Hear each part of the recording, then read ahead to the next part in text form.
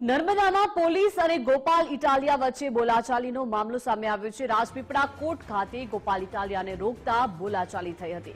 નર્મદા જિલ્લા બાર એસોસિએશનના પ્રમુખ વંદના ભટ્ટનું નિવેદન સામે આવ્યું છે। ચેતર વસાવાના વકીલ તરીકે સુરેશ જોશી કોર્ટમાં હાજર જ હતા। સુરેશ જોશી અને તેમની સાથે બીજા 6 વકીલ પણ કોર્ટમાં હતા। પોલીસે ગોપાલ ઇટાલિયાને રોક્યા બાદ કોર્ટમાં જવા દીધા હતા। વકીલની કોઈ જાતિ, ધર્મ કે પક્ષ હોતો નથી, એ માત્ર વકીલ જ હોય છે। અન્ય બાર એસોસિએશનને નિર્ણય કરતા પહેલા સત્ય તપાસવું જોઈએ તેવી વાત કરી છે। અન્ય એક વકીલ આકાશ મોદીને પણ પોલીસ સાથે ઘર્ષણ થયું હતું। આકાશ મોદીએ પોલીસને દંડવત કર્યા હોય તેવું પણ દેખાઈ રહ્યું છે। પોતાના સોશિયલ મીડિયામાં રીલ બનાવવા નાટક કર્યું હતું। નર્મદા જિલ્લા બાર એસોસિએશન હંમેશા સત્યની સાથે હોય છે તેવું જણાવ્યું।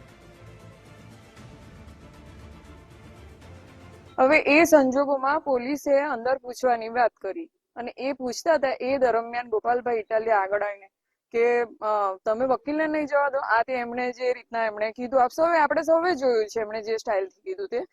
અને પોલીસે પછી કીધું કે હા તમે વકીલ છો, તમારું વકીલ પત્ર મૂકો અને તમે જાઓ એમ, બરાબર। એટલે એમને જવાબ દીધા હતા।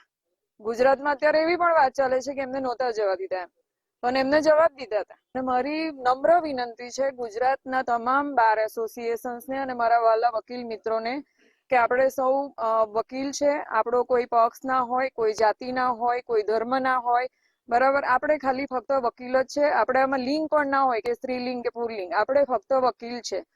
એટલે તમને મારી નમ્ર વિનંતી છે કે આપણે આ બધું નહીં જોતા અને ગ્રાઉન્ડ લેવલ પર શું બન્યું છે, શું હકીકત છે, એ જોઈને આપણે નિર્ણય કરીએ।